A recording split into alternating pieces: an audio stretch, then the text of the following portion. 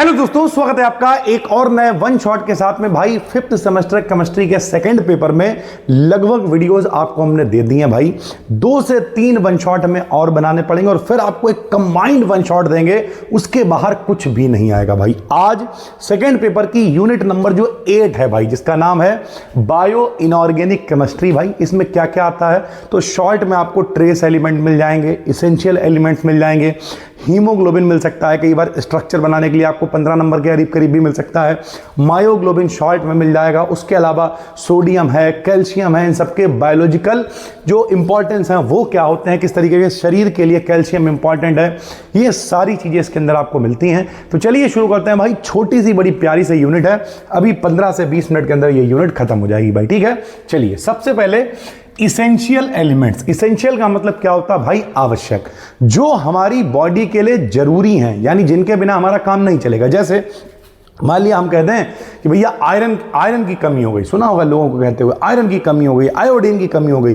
इन्हीं में से कुछ एलिमेंट जिनकी कम मात्रा से भी काम चल जाएगा, उन्हें ट्रेस एलिमेंट कह देंगे भाई।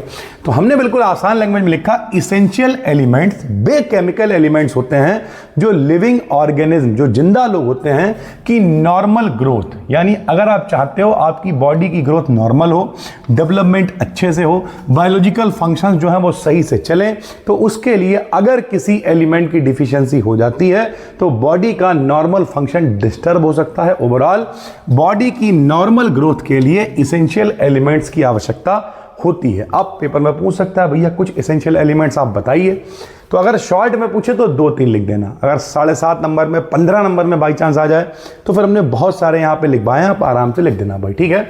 जैसे एलिमेंट्स की बात करें भैया, तो सबसे पहले कार्बन। अब कार्बन का क्या रोल है भाई? तो कार्बन का रोल यह है कि कार्बोहाइड्रेट जो हमारे शरीर को ऊर्जा देते हैं, CHO से यानी कार्बन से मिलकर बने होते हैं। प्रोटीन अगर हो गए वो भी उसमें C होता है, H होता है, O होता है और नाइट्रोजन भी होता है। तो भैया प्रोटीन भी कार्बन का रोल है। जो बसा यानी फैट है, DNA है, इन सब का फॉर्मेशन कहीं ना कहीं कार्बन की वजह से होता है। तो भैया इसका इंपॉर्टेंट रोल तो है। कार्बोहाइड्रेट ऊर्जा देगा, DNA माता पिता की जानकारी आगे पहुंचाएगा, गुणसूत्रों में रोल प्ले करेगा।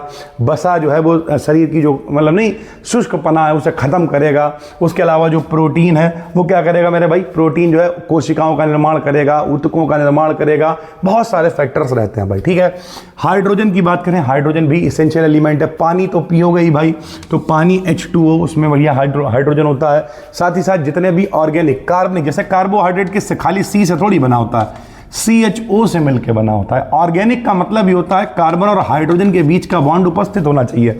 जैसे अगर हम कहते हैं चीनी, भैया चीनी का फॉर्मूला क्या होता है? 12, 22 और 11, तो इसमें कार्बन भी है, हाइड्रोजन भी है भाई, सीधी सी बात है। ऑक्सीजन की बात कर लो तो भैया ऑक्सीजन तो श्वसन क्रिया में इस्तेमाल होता है, ऊर्जा का उत्पादन के लिए, क्योंकि भैया जब भी कभी कोई चीज जलेगी तो जलाने के लिए हमेशा, जलेगी तो ऊर्जा निकलेगी और जलाने के लिए हमेशा ऑक्सीजन की जरूरत पड़ती है। बचपन में आपने देखा होगा लैंप होती थी घरों में, वो लैंप जब जल रही होती थी आप उनके ऊपर ऐसा करके हाथ रखो और हटाओ, जब हाथ रखते थे वो बुझने लगती थी। क्यों?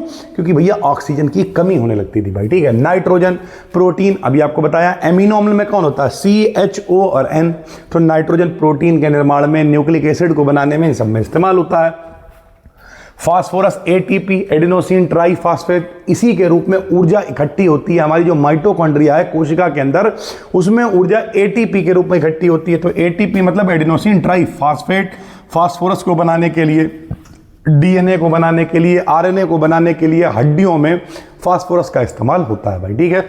सोडियम की बात करें तो जो भैया नब्ज वगैरह है, नर्व इंपल्स वगैरह है, वाटर के बैलेंस को बनाने के लिए सोडियम का इस्तेमाल होता है। पोटेशियम की बात करें तो ये भी नर्व फंक्शन में, ठीक है। हम लोग नमक खाते हैं, उसके जरिए सोडियम हमारे अंदर पहुंचता है। लोग कहते हैं बहुत ज़्यादा नमक खाओगे तो ब्लड प्रेशर बढ़ जाएगा। ब्लड प्रेशर का मतलब क्या? खून का जो रक्तचाप है वो तेज हो जाएगा ना, तो मसल के कॉन्ट्रैक्शन में, इन सब में इसका इस्तेमाल होता है। कैल्शियम भी हड्डियों में, दांतों में, रक्त के थक्के को जमने में, ब्लड क्लॉटिंग में इस्तेमाल होता है। मैग्नीशियम एंजाइम की एक्टिविटी में, पौधों में जो क्लोरोफिल है उसमें बनाने में इस्तेमाल होता है भाई, ठीक है।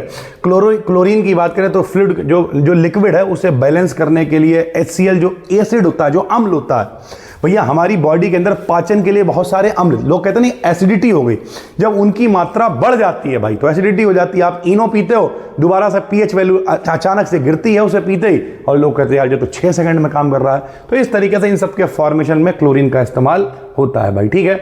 इनमें से कुछ ट्रेस एलिमेंट्स होंगे। ट्रेस एलिमेंट्स वो एलिमेंट्स होंगे जो बॉडी को बहुत कम क्वांटिटी में चाहिए होंगे, थोड़ी सी क्वांटिटी में ही, इंपॉर्टेंस बहुत ज्यादा होगा लेकिन थोड़ी सी क्वांटिटी में ही काम हो जाएगा, जैसे आयरन। अब अभी इसी चैप्टर में आपको हीमोग्लोबिन पढ़ाएंगे आप, ठीक। हीमोग्लोबिन मतलब हीम प्लस ग्लोबिन से मिलकर बना होता है। जो हीम ग्रुप होता है उसके अंदर एक Fe डबल पॉजिटिव होता है। अभी आपको स्ट्रक्चर दिखाएंगे। तो यानी Fe जो है वो हीमोग्लोबिन के निर्माण में इंपॉर्टेंट कंपोनेंट है, ऑक्सीजन को ट्रांसपोर्ट करने में सहायता करता है। इसकी कमी से एनीमिया रोग हो जाता है, हीमोग्लोबिन की कमी हो जाती है। कॉपर की बात करें तो भैया एंजाइम, जो हमारी बॉडी में बहुत सारे एंजाइम है उनकी एक्टिविटी के लिए इंपॉर्टेंट है। आयरन मेटाबॉलिज्म में हेल्प करता है। जिंक भी एंजाइम की फंक्शनिंग के लिए इंपॉर्टेंट होता है, ग्रोथ के लिए, जो घाव वगैरह है उनकी हीलिंग के लिए इंपॉर्टेंट होता है। मैग्नीज की बात करें तो एंजाइम को एक्टिव करने में इंपॉर्टेंट, प्लांट्स में फोटोसिंथेसिस से रिलेटेड फंक्शंस में रोल प्ले करता है। यानी जो प्रकाश संश्लेषण की क्रिया पेड़ पौधों में होती है जिनकी वजह से वो भोजन बना पाते हैं, उसमें भी मैग्नीशियम एक इंपॉर्टेंट रोल प्ले करता है। कोबाल्ट विटामिन B12 का इंपॉर्टेंट पार्ट होता है। आरबीसी यानी रेड ब्लड सेल को बनाने में काम करता है। आयोडीन की बात करें तो जो आयोडीन क्या होता है भैया, यहाँ पे थायराइड ग्रंथि होती है जिससे थायरॉक्सिन हार्मोन निकलता है, जिसकी कमी से घेंगा रोग हो जाता है। तो ये भैया थायरॉक्सिन हार्मोन को बनाने के लिए काम करता है।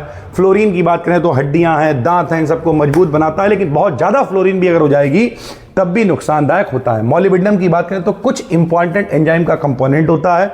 नाइट्रोजन के मेटाबॉलिज्म में ये इंपॉर्टेंट रोल प्ले करता है। तो इसेंशियल और ट्रेस एलिमेंट इस तरीके से काम करते हैं। उसके अलावा अगर आपसे हीमोग्लोबिन पूछ लेता है तो देखो हीमोग्लोबिन का जो स्ट्रक्चर है अगर आप वो सही से, मतलब इसका जो डायग्राम है वो अगर आप सही से बना लेते हो तो फिर भैया बहुत आराम से आपको नंबर मिल जाएंगे। हीमोग्लोबिन क्या है, तो हीमोग्लोबिन एक इंपॉर्टेंट आयरन कंटेनिंग, अभी हमने आपको बताया इसमें हीम प्लस ग्लोबिन 2 से मिलकर बना। और हीम का स्ट्रक्चर अगर हम आपको दिखाएं तो देखो ये है भैया हीम का स्ट्रक्चर, ये देखो ये एक हीम का स्ट्रक्चर है।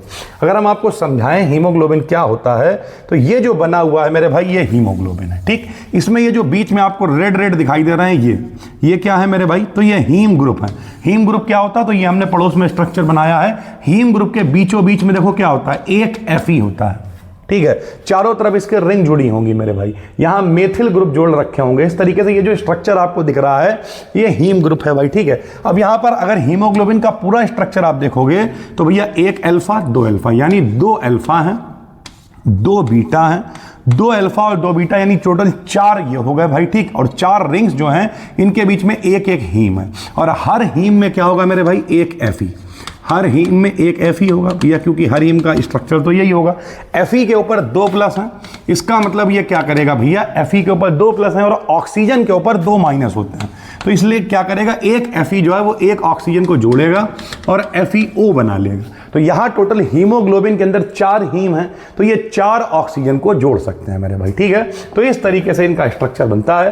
तो हमने यहां पे लिखा है ये एक कॉन्जुगेटेड प्रोटीन है, जो आयरन कंटेनिंग, मतलब इसमें Fe होता है, जो ब्लड के रेड ब्लड सेल्स यानी आरबीसी, जो हम लोगों का खून लाल होता है वो हीमोग्लोबिन की वजह से ही होता है। इसका मेन फंक्शन लंग्स, जो हमारे फेफड़े हैं, वहां से ऑक्सीजन को बॉडी के अलग अलग ऊतकों तक ट्रांसपोर्ट करना, पहुंचाने का काम करता है। इसका रेड कलर हीम ग्रुप में आयरन की वजह से होता है। उसके बाद आप ये स्ट्रक्चर बना दोगे, हीम ग्रुप का स्ट्रक्चर बना के दिखाइए और इस तरीके से दिखाइए कि भैया 2 अल्फा 2 बीटा और सब जो रिंग्स हैं उनमें टोटल 4 हीम ग्रुप होंगे और सब में Fe पाया जाएगा, जो 4 ऑक्सीजन को कवर करेगा। यानी मोटी मोटी बात करें तो हीमोग्लोबिन का मतलब क्या है, हीमोग्लोबिन का मतलब है 2 alpha 2 beta plus 4 haem group कहलाएंगे हीमोग्लोबिन, हीम प्लस ग्लोबिन भाई, ठीक। तो हीमोग्लोबिन एक टेट्रा, अब टेट्रामेरिक क्यों कह रहे हैं, क्योंकि टेट्रा मतलब 4 होता है। प्रोटीन है जिसमें 2 अल्फा 2 बीटा ग्लोबिन चेन होती हैं, साथ ही साथ में क्या होता है, हीम ग्रुप इससे जुड़ा होता है।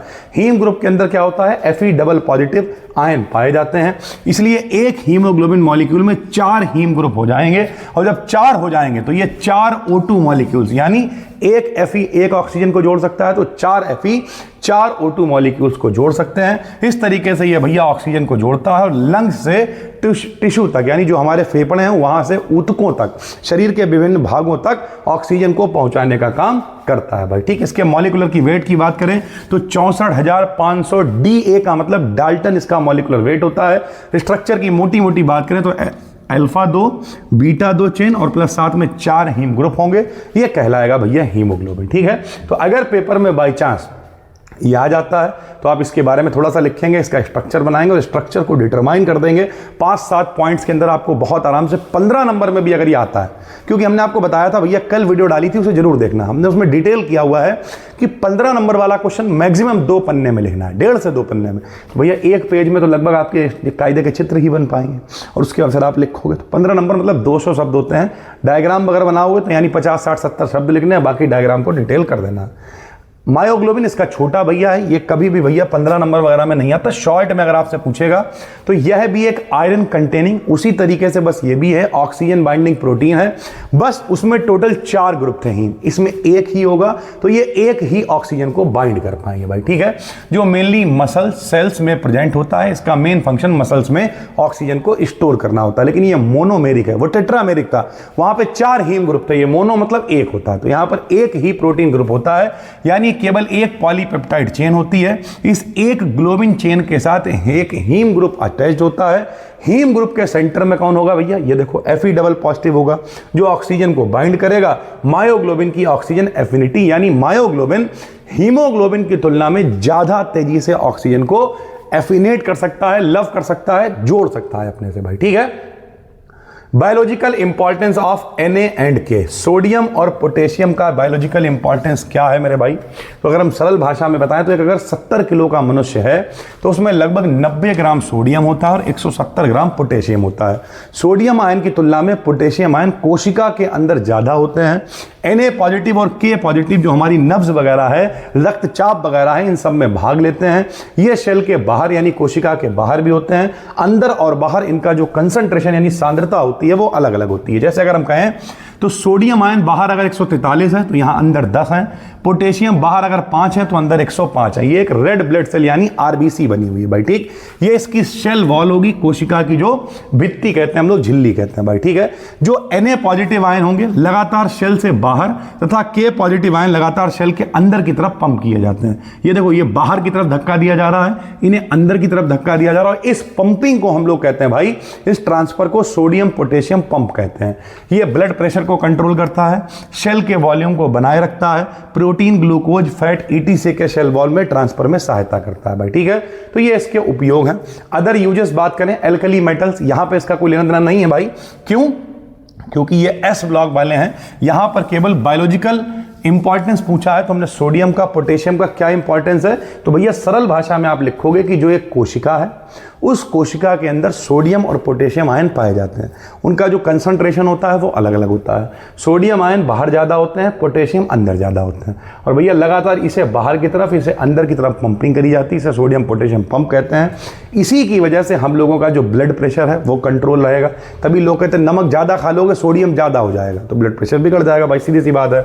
सेल का जो वॉल्यूम है, आयतन, जो उसके अंदर साइटोप्लाज्मिक जो मतलब जो साइटोप्लाज्म भरा हुआ है, इसके अंदर जो द्रव्य भरा हुआ है वो बना रहे, बैलेंस बना रहे, वॉल्यूम बना रहे, उसे बनाने का ये पंप काम करता है। चाहे वो प्रोटीन हो, ग्लूकोज हो, वसा हो, इन सबके सेल वॉल में ट्रांसफर में ये मदद करता है भाई। ठीक है, उसके बाद अगर हम बात करें biological importance of Mg and Ca, तो देखो भैया Mg जो है पेड़ पौधों में जो प्रकाश संश्लेषण की फोटोसिंथेसिस की क्रिया हो रही है उसमें जो क्लोरोफिल है, जो हरित लवक है भाई, उसका इंपॉर्टेंट रोल प्ले कर रहा है। कैल्शियम हड्डियों वगैरह में काम में आता है, आपको पता ही है। तो कैल्शियम और मैग्नीशियम हमारी बॉडी के लिए इंपॉर्टेंट एलिमेंट्स हैं जो कई रिएक्शंस को प्रभावित करते हैं। टोटल कैल्शियम का लगभग 90% हमारी हड्डियों और दांतों में इस्तेमाल होता है। 90% कैल्शियम जो बॉडी में है वो हड्डियों और दांतों में ही है। मैग्नीशियम क्लोरोफिल का मेन कंपोनेंट है। ये सूर्य के प्रकाश में कार्बन डाइऑक्साइड लेता है, पानी लेता है और ग्लूकोज को बनाता है, जिसे हम लोग फोटोसिंथेसिस यानी प्रकाश संश्लेषण रिएक्शन कहते थे।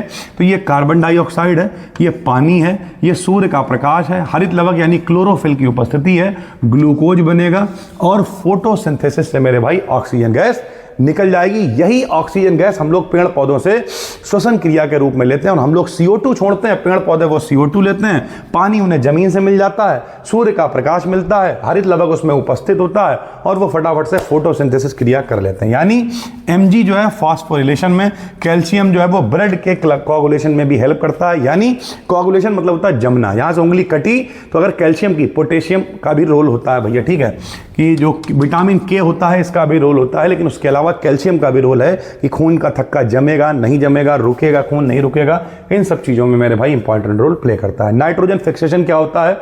तो भैया किसी भी चीज़ को फिक्स करना, फिक्सेशन।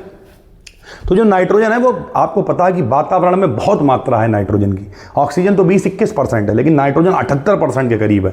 लेकिन वो नाइट्रोजन किसी काम की नहीं है, तो उसे अपने काम के अकॉर्डिंग रिएक्शंस करा करू के बदल लेना, यूजफुल कर देना भैया, नाइट्रोजन फिक्सेशन कहलाता है। तो नाइट्रोजन इनर्ट एलिमेंट है, यानी अक्रिय है, बाबा है, रिएक्शन में नहीं पड़ता है। क्यों अक्रिय क्यों है मेरे भाई? क्योंकि हमने आपको पहले भी बताया नाइट्रोजन का नंबर कितना होता है? 7 होता है, और 7 होता है तो इनका विन्यास होता है 1s2, 2s2 और 2p3। पी में टोटल भैया 3 डब्बे होते हैं और तीनों में एक एक इलेक्ट्रॉन है। हुंड ने कहा था कि जिसके पास भी सारे डब्बे या तो पूरे भरे हों, 2-2 इलेक्ट्रॉन आते हैं, और पूरे ना भरे हों, तो अगर आधे भरे हों तो ये भैया ज़्यादा स्टेबल होंगे। तो ये स्टेबल आदमी है, इनके पास आधा भरा हुआ है मामला, बोले हमें नहीं चक्कर में पड़ना है, तो या तो कोई 3 और लेके आओ, वरना हम चक्कर में नहीं पड़ेंगे। तो ये चक्कर में नहीं पड़ते हैं, इनर्ट है। अब जब ये इनर्ट है तो रिएक्शन नहीं कर रहे हैं। रिएक्शन नहीं कर, कल हमने आपको 0 ग्रुप बताया था कि जो स्थायी होते हैं वो रिएक्शन नहीं करते हैं।